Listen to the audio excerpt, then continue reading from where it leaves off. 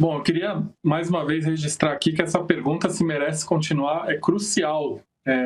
A gente vai acompanhar ao longo do ano essa pergunta, porque num contexto de reeleição, o protagonista clássico de uma reeleição é o presidente em exercício. E é a pergunta que as pessoas são convidadas a responder. Tem muita gente que defende que reeleição é recall, e eu acredito muito do ponto de vista do imaginário. Então essa pergunta é crítica.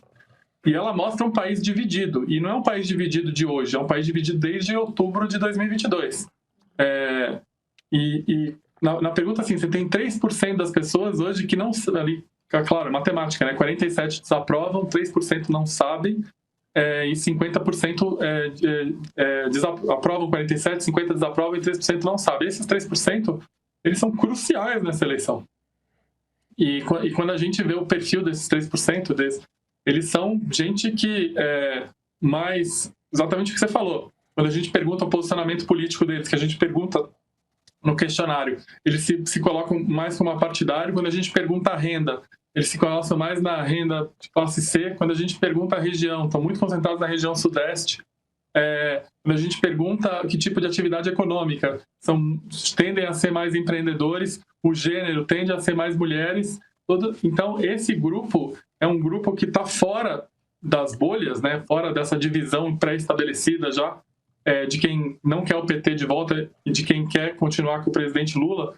E é muito interessante porque a gente está falando aí de 4,5, 5 milhões de eleitores que vão ser cruciais. Porque essa pergunta de aprovação de governo e de merece continuar ou não, ela, na nossa opinião, ela é a pergunta que melhor reflete o estado mental dessa campanha presidencial. Ou seja, a margem de manobra dessa campanha vai ser muito pequena.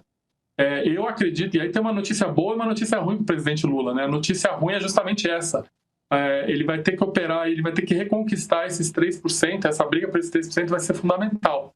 A notícia ruim, a notícia boa, perdão, é que, como todo mundo sabe, o presidente em reeleição costuma melhorar durante a eleição por questões de entrega, por exposição, enfim.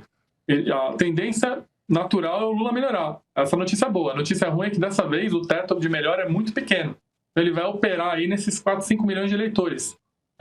Então, eu queria que as pessoas ficassem muito atentas a essa pergunta de merece continuar ou não, porque talvez não, eu acredito muito que é a pergunta mais importante que a gente faz numa eleição de reeleição, porque lá no final do segundo turno, em outubro desse ano, essa vai ser a pergunta crucial que as pessoas vão responder sobre o Lula no segundo turno, mais 4 anos ou não.